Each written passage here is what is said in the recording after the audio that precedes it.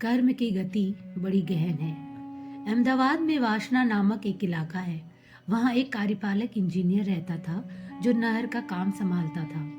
वही आदेश देता था कि किस क्षेत्र में पानी देना है।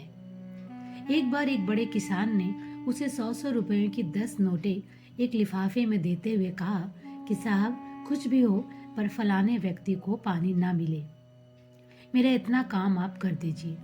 साहब ने सोचा 1000 रुपये मेरे भाग्य में आने वाले हैं, इसलिए यह दे रहा है, किंतु गलत ढंग से रुपए लेकर मैं कर्म बंधन में क्यों पड़ूं? 1000 रुपये आने वाले होंगे तो कैसे भी करके आ जाएंगे। मैं गलत कर्म करके 1000 रुपये क्यों लूं? मेरे अच्छे कर्मों से अपने आप रुपए आ जाएंगे। अतः उसने 1000 रुपये उस किसान को लौटा दिए। कुछ दिनों के बाद इंजीनियर एक बार मुंबई से लौट रहा था। मुंबई से एक व्यापारी का लड़का भी उसके साथ बैठा था। वो लड़का सूरत आकर जल्दबाजी में उतर गया और अपनी अटैची गाड़ी में ही भूल गया। वह इंजीनियर समझ गया कि अटैची उसी लड़के की है। अहमदाबाद रेलवे स्टेशन पर गाड़ी रुकी। अटैची पड़ी थी लवारिस। उस इंजीनियर ने अटैची उठा ली और घर ले जाकर खोली। उसमें से पता और टेलीफोन नंबर ले लिया। इधर सूरत में भी व्यापारी का लड़का बड़ा परेशान हो रहा था कि हीरे के व्यापारी के इतने रुपए थे, इतने लाख का कच्चा माल भी था, किसको बताएं? बताएंगे तब भी मुसीबत होगी।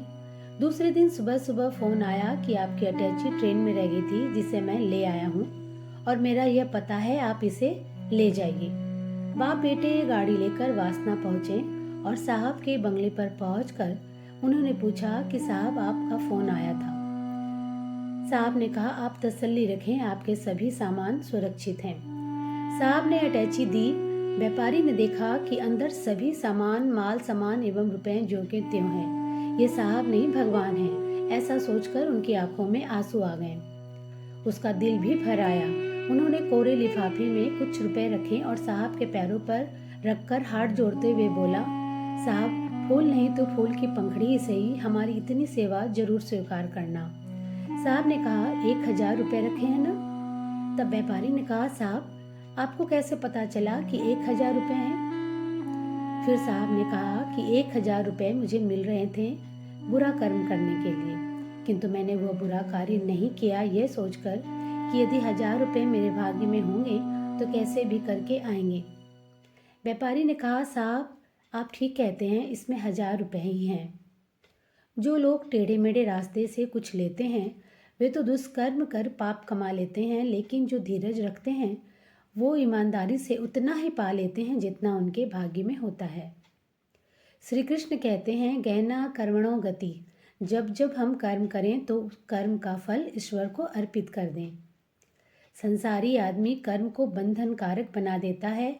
आप भी कर्म करें तो अकर्ता होकर, ना कि कर्ता होकर। कर्ता भाव से किया गया कर्म बंधन में डाल देता है एवं उसका फल भोगना ही पड़ता है। तुलसीदास जी कहते हैं, कर्म प्रधान विश्व करी राखा, जो जस करें सो तस फलु चाखा।